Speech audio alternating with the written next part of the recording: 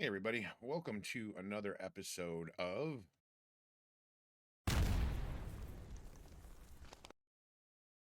So, we've got a lot to talk about. I usually go live privately for my fans, like the people that have been my core base for a long time, but I just don't have a whole lot of time to do that and get a script together and figure out to bullet point everything. So, I'm just going to make this show and it'll be what it is, right? I want to start here. Now that we all have seen proof of the fraud in Minnesota, I thought it would be appropriate to finally make a video that kind of addresses most of that. I've been talking about it longer than most, as has that channel that I've mentioned to many people already, the Paralegal Institute. This dude's been talking about it since like summer at least, and that's what brought it to my attention to bring it up, during the summer and just kind of touch on it because I was just watching it. At that point, it was just talk. Now there's proof. Thanks to Nick Shirley, we have proof. But I did want to point this out.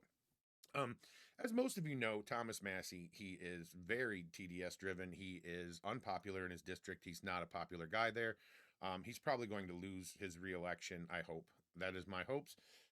He claims to be a budget hawk, but I just want to show you his latest post from December 28th that popped up onto my feed here. Take a look at this. This is Thomas Massey crying about AG Pam Bondi again, uh, and her egregious violation of the Epstein Files Transparency Act. Now, mind you, this same person didn't care about the Epstein Files for years until this year when he thought it might be able to, get Trump with his Democrat friends. Yes, he's one of the Democrats. Whether you want to acknowledge that or not, if you're a Massey online fanboy, the only place that he has any support is online. But I wanted to bring this to your attention. Now, the reason I bring this up is because he claimed, despite the fact that he voted under Biden for a pork-filled budget, basically because they allowed one of his amendments, mostly out of arrogance, but also to support Democrats and their spending, never under Trump. Um, what we basically see here is him crying about the Epstein files. This was yesterday. So I decided I'd ask Grok. I'm like, well, he's a budget hawk. I'm sure he's going on and on about this Minnesota fraud. Being a budget hawk, he would definitely care about that. That's people's tax dollars going to waste to literal fraud. So I asked Grok because I wanted to show you guys the post that I already knew didn't exist. How many times has Thomas Massey addressed the Minnesota fraud? Thomas Massey has not addressed the Minnesota fraud, says Grok on X, formerly Twitter. This refers to the ongoing federal investigation into massive fraud scheme involving Minnesota child nutrition programs, primarily Feeding Our Future scandal, and many others as well. Searches of Massey's posts for combinations of terms like Minnesota, fraud, walls, feeding, or related keywords return zero relevant results. His mentions of Minnesota are limited to unrelated topics. So there's your budget hawk, Thomas Massey, crying about the dumb, retarded Epstein files that once released, the Democrats spun everything that they found in it, tried to make it look bad on Trump. That blew up in their faces, and didn't really work. So they moved on, obviously, except for Massey because he's got such bad TDS. Now, this is important. I wanted to show you this. This is on MS Now or Ms. Now or Miss Now The or whatever the hell it's called. These days, it used to be MSNBC and it was failing, so they changed the name. That's what you do, I guess. That's why I've changed the name of mine so much, and it's never helped. But at the end of the day, I'm an expert on that. So here we go. This is coming from Rapid Response 47. Fake news analyst Mara Gray on the Trump administration investigating Somali fraud in Minnesota. You've got to hear this. This is typical left-wing retardation in action. the question is, why is this a priority in a different kind of way? The politicization of the DOJ and the FBI is undeniable. So whether they are reliable narrators is the big question. And this is what happens when you weaponize and politicize federal agencies that are not meant to be, politicized. And I think the American people are right to ask the question, well, can we trust you? And that's a sad thing to say as an American. Let's recall, too, that there's also other scandals in other states. For example, the Mississippi welfare scandal. And this is not unique to politics. Americans know that. But of course, the other factor here. All right, let's stop her there. So we're diverting to the Mississippi welfare scandal. Let's check something. Name some of those who have been arrested in the Mrs. God, I hate trying to spell this. Welfare scandal. Let's see what happens here. Because it's curious. Some key individuals: John Davis, former director of the Mississippi Department of Human Services, considered a central figure. Nancy New, founder of the nonprofit Mississippi Community Education Center, which received large amounts of the funds. She pleaded guilty. Zach New, Nancy New's son, also involved with the nonprofit. Brett debate, whatever.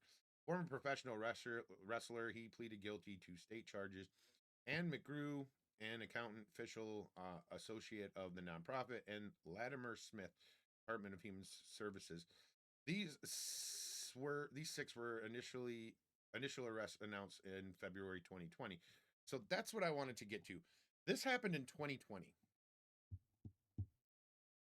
And I'm not downplaying how much was stolen here, but in Minnesota, we're talking about billions. And she's talking about weaponizing the federal government. So this guy's trial is still ongoing as of late 2025, it says right here. Okay. What is my point? My point is in February of 2020, Trump was still president. And these people were arrested and indicted and are being dealt with because of what happened under Trump. So what was her point there? She didn't have one. She's just trying to divert attention. Why? Because these names aren't Alakwa Malta, Allah Akbar. Let's just say that. That's not these names. So that's what she's trying to divert attention to. Something else that happened under Trump when it came to fraud in 2020, even when he didn't have the amazing team that he has now. Let's let her go on because she's obviously a mental midget. Kind of looks like a duck. Is that because it looks like the Somali population in Minnesota, the Somali immigrant population may have been involved in some way. Those people are being scapegoated. Involved in some way, Nick Shirley made a 40-some minute video where he did nothing but go to these businesses, these child daycare for his son, little Joey, to get him in. And they literally would either call the police, and one of them was a building full of healthcare providers, supposed that didn't provide healthcare.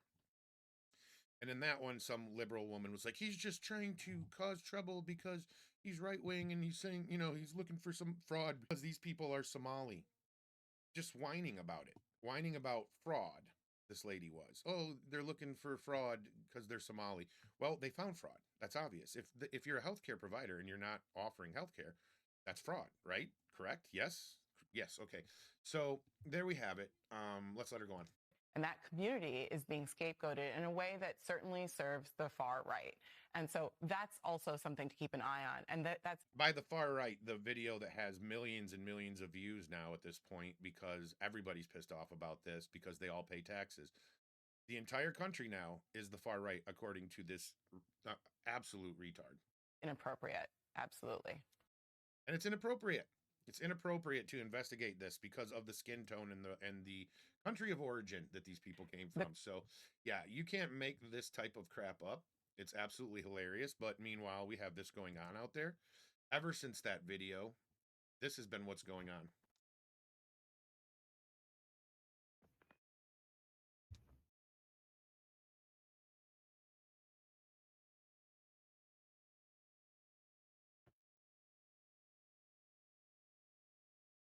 They are going in. DHS is on the ground in Minneapolis going door to door at suspected fraud sites. The American people deserve answers on how their taxpayer money, or the far right, rather. That's the American people now. Money is being used and arrests when abuse is found.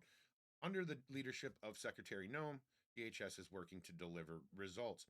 They're only here because this is supposedly some sort of child care facility or healthcare facility. And as you can see, it's actually just a head shop.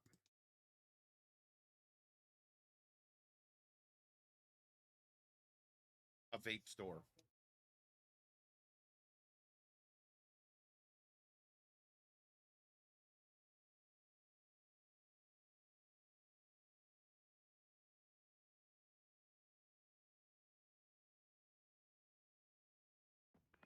He's actually asking, have you seen anybody come and go from there? So I'm not sure if this is attached to the other business and somehow linked to it, or they're literally just asking this woman. It's hard to hear. I mean,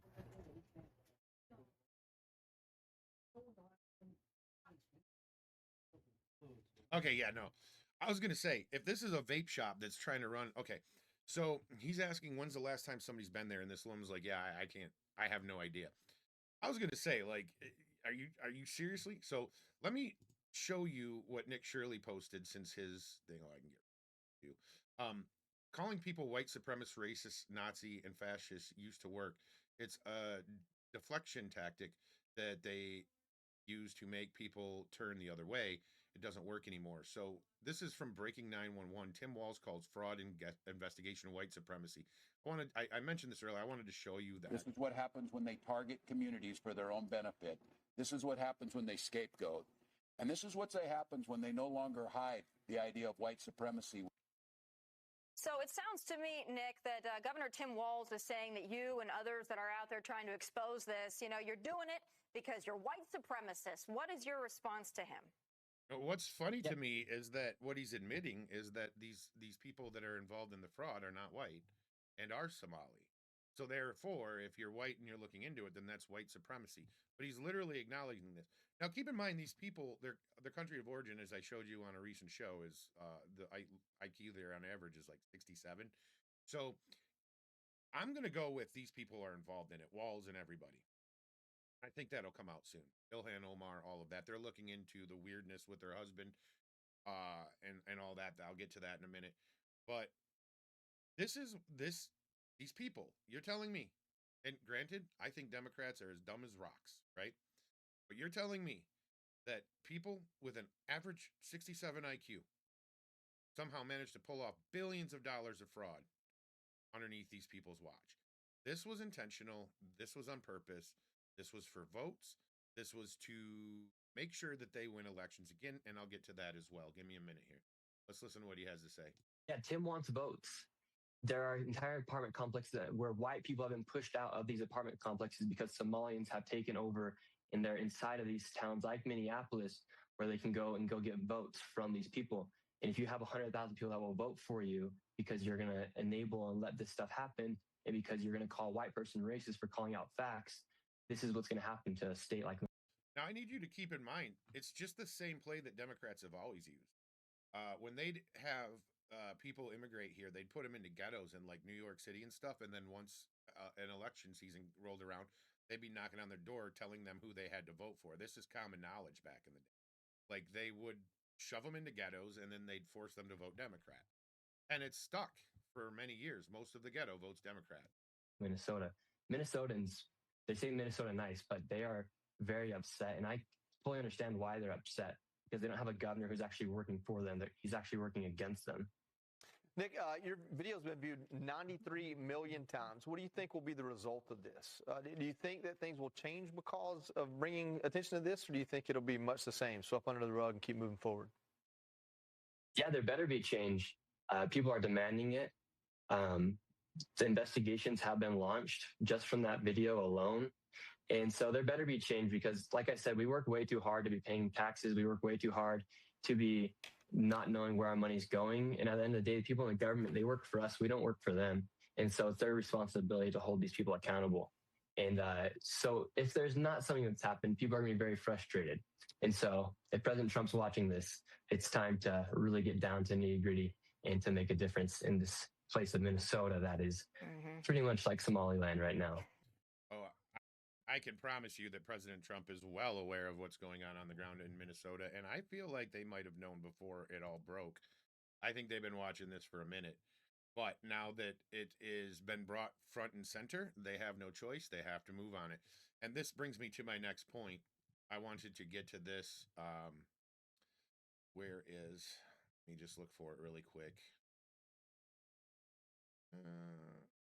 Right here.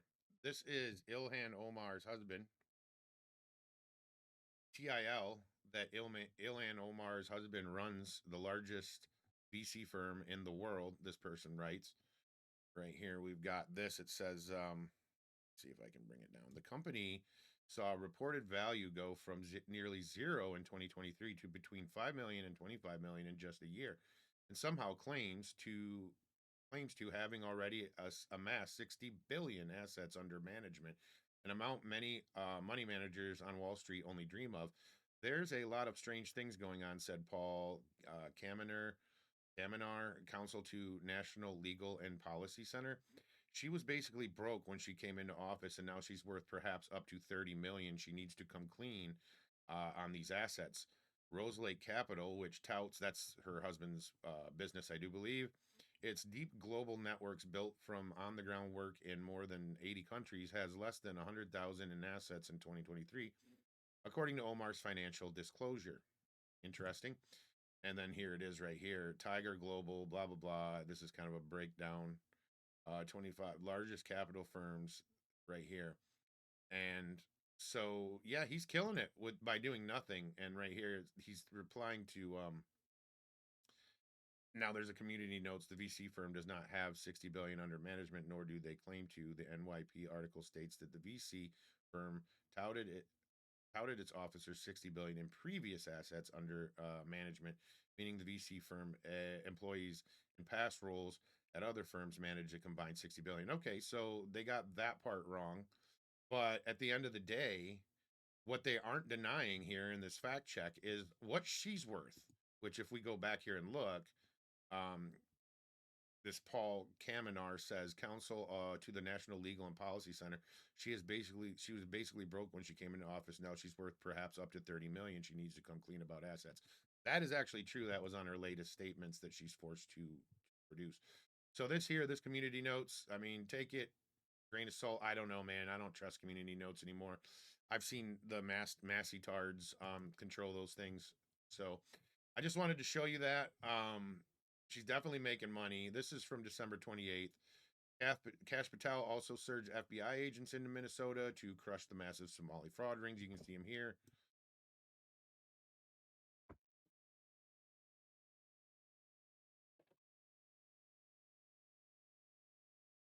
And you remember they said where arrests can be made, they're being made.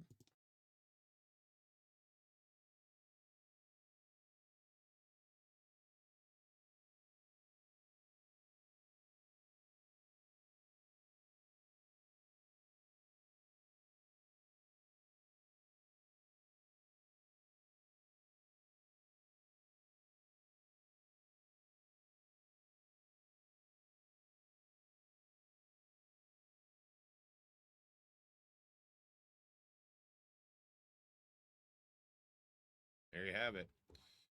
So it looks like they were confiscating some things and so on, and we'll see where that ends up going. Now, where did...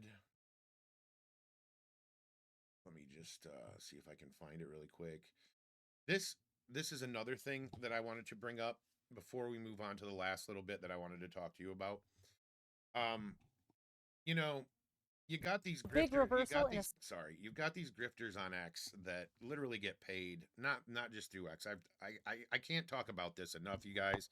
It's like becoming common knowledge at this point, okay? And if you're not aware of this yet, that's your problem. Like, you think following these big names on X is really helping you to know anything when they have fake outrage that they get paid to have. You have the same fake outrage, and that makes you a sheep, just a mindless idiot, okay? Because these people are grifters.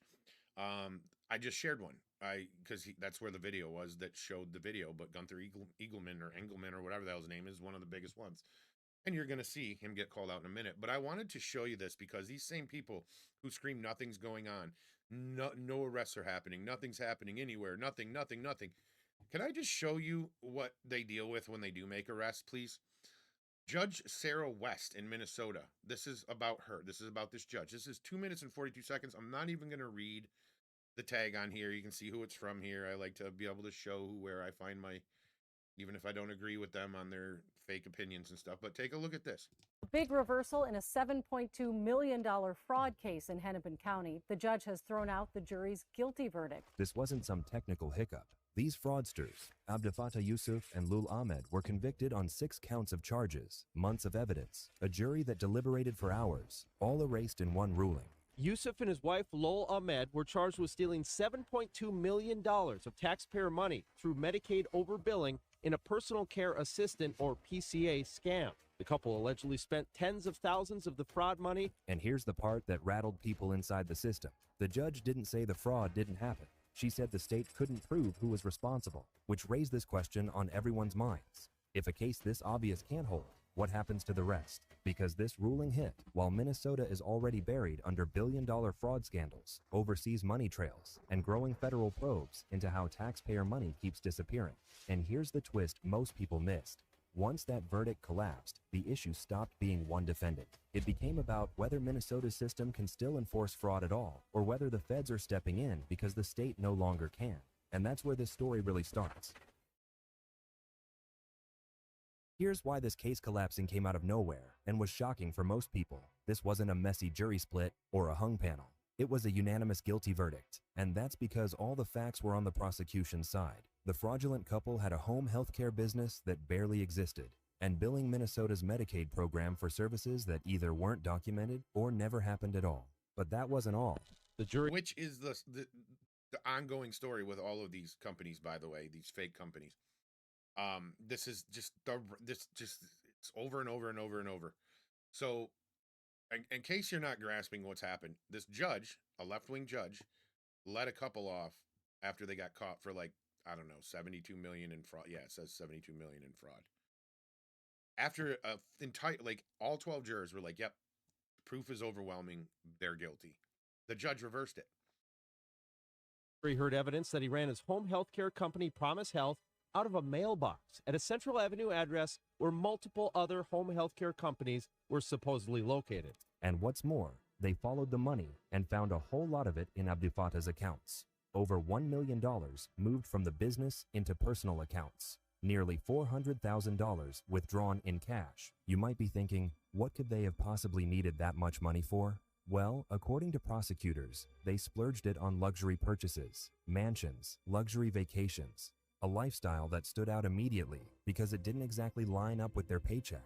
The files documenting spending sprees in which defendants, get this, took taxpayer money that was obviously meant to feed hungry kids during the pandemic, and instead they used it to buy fancy cars, property, jewelry. And when jurors heard all that evidence, it only took them a few hours to reach a verdict. The jury foreperson later said this about the case. It was not a difficult decision whatsoever. The deliberation took probably 4 hours at most, based off of the state's evidence that was presented. And there you have it. So this judge is crooked, and we'll move on to this. Why were child and audit care centers in Minnesota maxing out donations to Somali candidate in Washington? So basically to Democrats, right? And here it is. Sunshine Childcare probably has no, there you have it. So it's all a big grift, you guys. It's all a big, and the Democrats know about it, which brings me back to my point. You know, these people weren't being tricked by people with 67 average IQs. They were in on it. And that's the bottom line. And, you know, they said that Trump only ran so he wouldn't go to jail, but who was the VP for Kamala Harris? Meanwhile, Kamala Harris was involved in passing some of the bills that led to this, by the way, just so you know. But I wanted to show you finally this. Dillon went off, and I'm so glad that somebody in the administration is saying what I've been saying all this time for months now about these grifters. She finally called them out, just like Trump did months ago when they all melted. He said, "I don't need you fucking fakes." You know, that's basically what he said. And they were like, "Oh, we got him elected." You didn't get him elected, you know, any more than I did or anyone else did. Just stop. But here we go. This is her calling them out. Gunther Eagleman, "Dear Pam Bondi, please do not let the statute of limitations run out on the J6 committee criminals. There are only 12 more days." Where he got that information is absolutely retarded. I have no idea how he pulled 12 days out of his ass, but he did. So, Trump Bondi DOJ is working to bring to justice those who weaponized January 6, 2021. She says no statute of limitations will hinder DOJ's effort to bring. I wish X would stop doing that. Efforts to bring justice to those who weaponize persecution of American citizens. January 6, 2026 is not a deadline for DOJ to bring prosecutions. Now, what have I been telling you even before I was this show? When I was the Joe Alexander show, always getting lowered in feeds and stuff no matter what happened. Didn't matter where I was at. I've been telling you since the beginning of this year when these same idiots like Gunther Egelman were melting that Pam Bondi wasn't doing anything. As I'm watching the list of accomplishments she was winning for Trump at SCOTUS level, appellate court, so on and so forth. I said, people that have listened to me for a while know for a fact that I said in the fall you'll start seeing maybe some arrests and some indictments, and we did. We saw some indictments. Then a shady judge decided to tamper in the case where a grand jury found two people, James Comey and Letitia James, guilty. This judge decided to tamper in the case with their own opinion, and now it's an uphill battle for those charges. Those were limited charges, by the way. Those had to be brought when they were brought, right? So they were probably working on those almost immediately after coming into office. Probably looking on what they could work on with these idiots when coming into office. But long story short, she's going to go on here. My boss, AG Pam Bondi, works around the clock to bring justice for all Americans. Don't be a hater and a simp for weaponized online disinformation. And that's exactly what you are if you follow people like this that are trying to rile you up. I told you months and months ago, that when it comes to conspiracy, there's no limitation, especially continued conspiracy, which this is. Then she makes another post. I think this one actually came first. Where did it go? This one. Oh, no, that's not the one. Dang it. I don't know if I ever found that one, actually. Anyway, she was talking about. Oh, I think this is it. This is another one that's hilarious. She starts out here. My goodness, are you people really going to make me put down my knitting and explain the statutes of limitations to you? FFS, you know what that means.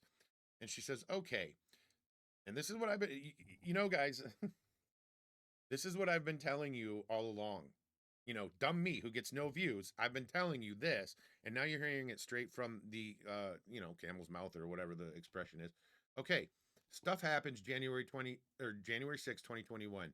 This date is irrelevant to prosecuting conspiracy or other wrongdoing for weaponization. General 5-year statute. Then she says, January 6 committee in Congress forms in the summer. This is a relevant date. SOL mid 2026 potentially. Jack Smith appointed over a year later as a special counsel in November. Statute runs on his obvious shenanigans late 2027. Democrats in Congress and those in the states colluding with Biden White House hide their behavior, some of which still hasn't come to light. Statute runs on this 5 years after their concealed behavior is known to the government. Did you catch that? After their concealed behavior is known to the government. So it doesn't matter when any of this actually happened. It matters when I can't remember what this was, probably summer or early fall, where I showed you. I'm like, okay, so if the statute of limitations did run out on something and they found something new, they can still bring charges, because you can't put a statute of limitations on something that you didn't even know existed. Does that make sense? This means the statute could run into the next administration. Stop posting clickbait BS. You are being used. Then she says irrelevant, but not the only SOL, statute of limitations, for those of you who don't know, is 18 USC. Well, I've showed you this. Isn't that amazing? 3282. Catch all statute of 5 years. That's the catch-all, okay? Statute of 5 years.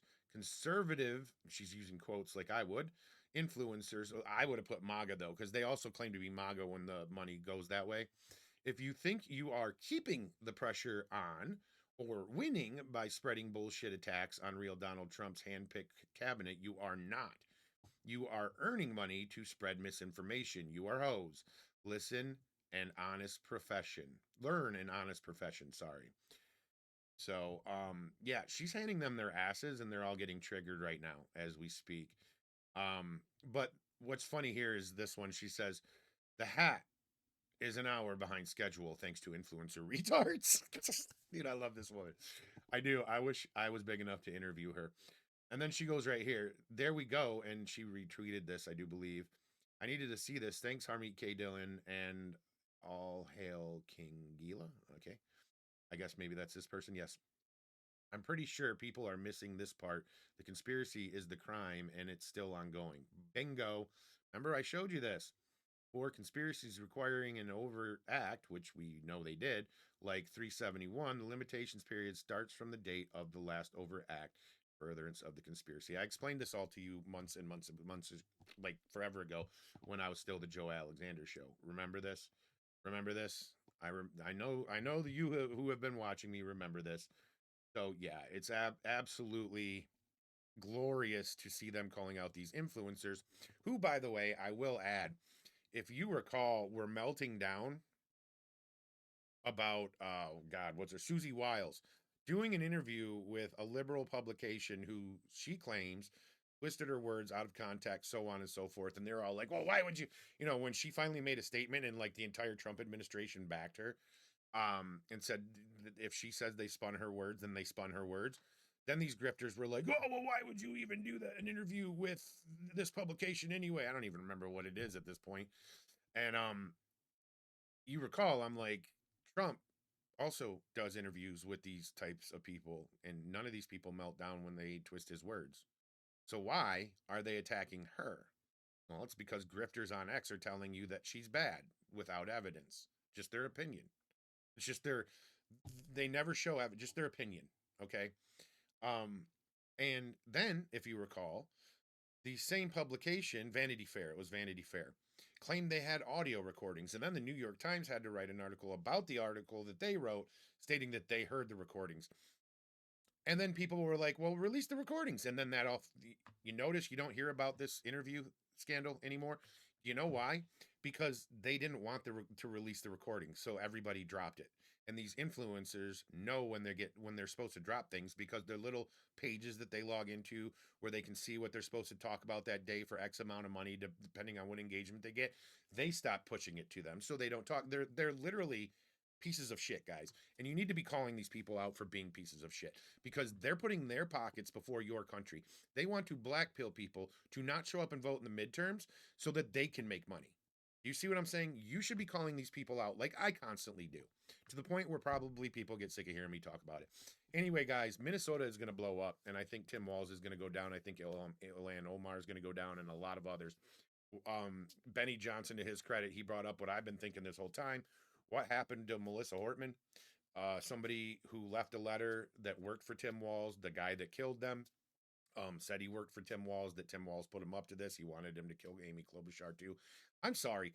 The friendly, lovely dad vibe that the left seems to get off this guy, that's not what I get. I get that he's probably a bad dude, honestly. Not a tough guy, but just a weasel, like a behind the scenes weasel who would definitely do that. I'm not saying he did that, but the guy that killed him definitely said he did, and he worked for him, and Tim handpicked him to work for him. I'm just saying. And she also voted against a bill that all of her party wanted out there right before she was killed. Just food for thought. End of the day, this is going to go beyond Minnesota. We've right now got illegal migrants suing Gavin Newsom because he took their license away, because the federal government said take the damn licenses away. Eight plus people have died in this country just this year alone from this nonsense you've been doing out there. We'll cut funding to this, that, or the other if you don't do it. So he did. Now he's getting sued by illegal immigrants. That's hilarious. The fraud with the homeless program that they had out there is coming to light with him. That's about to come to light, and well, it's already coming to light, and I think he's going to be held accountable for that. And the Somali fraud is not just limited to Minnesota. It's happening in Maine, elsewhere. We saw some Muslim type names get busted in Boston for, I think it was welfare fraud or something along those lines. It's all coming out, you guys. I told you 2026 is going to be the year. I said 2026 at the latest is when you're going to start seeing some big arrests. early fall at the earliest, and I was right about seeing indictments at least. We've been seeing arrests all along from little guys, and these little guys, they're gonna roll, right? They're not gonna just bite their tongues when it comes to like you're looking at deportation or life in prison or whatever they're looking at. They're gonna start talking, and one by one, you can see that these left wing people are trying to blame racism and white supremacy and all this and that for simply trying to fix what they broke for 4+ years. They broke this. So, guys, keep your head up. 2026, I keep telling everybody I know, is going to be a big year for a lot of reasons. The country's flourishing. The Democrats are kind of had the wind taken out of their sails on the affordability and all this and that. Because, like, guys, I'm just going to be honest with you. I mean, the last time I did a show, I accidentally deleted the photo. But you telling me that this TV here, this big ass 4K TV for 328, that's tariffs working badly? Is that what you want me to believe? Because if that's what you want me to believe, good luck with that. I mean, I've seen these canoes. I'm sure they're not made in the United States. I could be wrong. I don't know that brand. 169.99 for a canoe, right? 169.99 for a big old brand new canoe. Like, don't even. I can guarantee that is probably made in China. You know what I'm saying? That is probably made in China, and the price is not that expensive. Um, the list goes on of all these things, right? And they say high food costs, but I've explained to you numerous times what's causing a lot of coffee high price, the beef high price, and so on. Um, lack of cattle ranchers in this country, lack of incentive to be a cattle rancher. Trump trying to fix that, open up their market. It gives them the incentive to come in when they have broader market range, because who knows, 20 years from now, more people might go vegan or something stupid like that, and then their business cuts even more, right? And not to mention, you are to some degree dealing with big producers that have kind of monopolized the meat market as well, which has pushed them out. But with a broader market, it opens up the market for smaller producers as well. Trump's trying to fix that with the coffee and stuff. If everything works out the way that it's supposed to, prices on coffee, chocolate, and so on will drop next year. Probably spring, summer, somewhere in there, you'll start seeing the prices, a little bit of relief there. That was caused by, just unfriendly weather to those crops, let's say a year ago. And this year, we've been seeing the increase of the prices of those things because there's been kind of a shortage, and that will be fixed as well. But as far as other food, guys, like I don't know, man. I just bought four pork chops, 4 pounds of hamburger, um, 2 things of cubed beef for beef over rice, 2 loaves of name brand bread. I had to go to this place to shop. It's like a gas station slash deli meat market type thing. And this, so keep that in mind. These are already high prices, right? And I got all this plus 2 packs of smokes for like $70, you guys. Like 3 days worth of meals. So you figure that's the most expensive thing. That ate up probably most of what the cost was. And you figure $10 for the smokes I smoke, and at the end of the day, so that's most of that was the food. 3 days worth of meals, bread.